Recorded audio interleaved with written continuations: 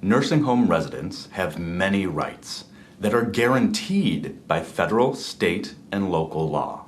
It's important that you know these rights to make sure that they are being honored, but it's hard to know where to start. Why not start with this video on some of the most important general nursing home resident rights? Let's take a look and see what we can learn.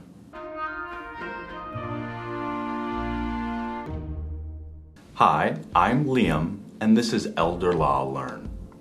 Every nursing home in the United States is required to protect and promote the rights of each resident, but this can mean many different things. What we can do is take a look at some general categories of rights and discuss what they mean for you as a resident. For example, every nursing home resident has the right to a dignified existence. What this means is that you are seen as worthy of honor and respect, and that you are treated with consideration, respect, and dignity. The quality of your life should stay the same or get better, and your nursing home is responsible for keeping the things that you own safe. It's not very respectful of you if your property is stolen. It also means, because you live in your nursing home, that it should feel like your home. One resident right can have many meanings. One example to show this that many people might not think of is that only using paper, plastic, or disposable silverware would be a violation of a resident's right to dignity. If you try to speak up for yourself or your rights, your nursing home isn't allowed to interfere, coerce, discriminate against, or punish you for trying to do so. You have the right to not be physically or chemically restrained. For example, you aren't given unnecessary medications that are meant to keep you from being active and engaged in your life and care. Lastly, your nursing home is not allowed to abuse, neglect, or exploit you. Another general grouping of rights that you should be aware of is your right to self-determination, or your right to choose for yourself. This means that you choose your activities, schedules, including when you wake up and go to bed, and your healthcare and providers, including your doctor. It also means that if you make a request to have a reasonable accommodation or change related to your needs and preferences, that you get that change. You have the right to choose and be in charge of your care planning and treatment. You can learn more about your right to care planning in our recent video on the topic. Your care should be your choice. You can also choose to start a resident or family council where you meet in a group to discuss your quality of life. Lastly, you have the right to choose your treatments. This means you can say no to treatments and medications and can choose to stop them at any point. Here's another one. You have the right to be fully informed, or to know what's going on. That means that you know what medications and treatments you already are taking and what risks and benefits they have. Staff should explain your health status to you and let you know when it changes. Your nursing home must also provide you with contact information for outside advocacy groups, like the Long-Term Care Ombudsman Program, and must provide you with written notices in a language and manner that you and your representatives can understand. You can't be fully informed if you only speak Spanish but receive notices in English.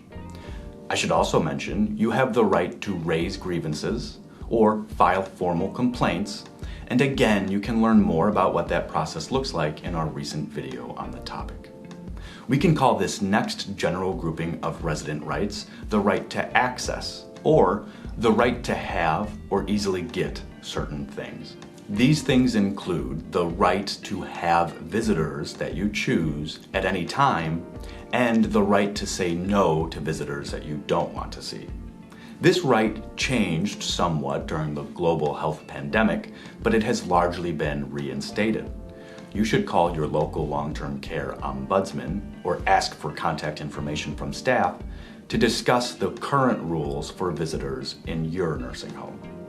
The right to access also includes individuals, services, and activities both inside and outside the facility. Your nursing home needs to provide you with your personal and medical records if you request them. You also have the right to access your personal doctor, state inspectors if they are in the facility or you want to contact them, and the long-term care ombudsman program. If you have sensory impairments, for example, low vision or low hearing, you have the right to assistance. And lastly, you have the right to access social, religious, and community activities. I'd also like to briefly mention that you have rights during the discharge process or the process of leaving. In short, whether you want to stay at your nursing home or go anywhere else, the facility is required to help you plan for and reach that goal. You can watch our video to learn what planning to leave or being asked to leave your nursing home might look like. You have the general right to privacy, including in your personal, medical, and financial affairs. You are allowed to communicate with anyone that you want to and can do so without restrictions from the nursing home. You should also have privacy when receiving treatment or personal and hygiene care. Even if you have a roommate or live in a very busy nursing home, you should have privacy. Finally, you have the right to manage your finances. You should be able to get information about what services are available and what they cost. If you have more than $100 or $50 if you receive Medicaid, then you should be given the option to keep that money in a separate account that makes interest. Those numbers are for 2022 and they could change in the future. You also have the right to receive financial statements once every 3 months or when you request them, and you cannot be charged for services that are already covered by Medicaid or Medicare. I hope these rights are useful to you or that you share this video with somebody who might find them useful. It's never a bad time to start thinking about your rights. Subscribe to Elder Law Learn for future legal explainers and elder law updates on many different topics, and let us know what questions or ideas you have for future videos in the comments below. Thank you so much for watching, and remember, the best way to protect your rights is to know them.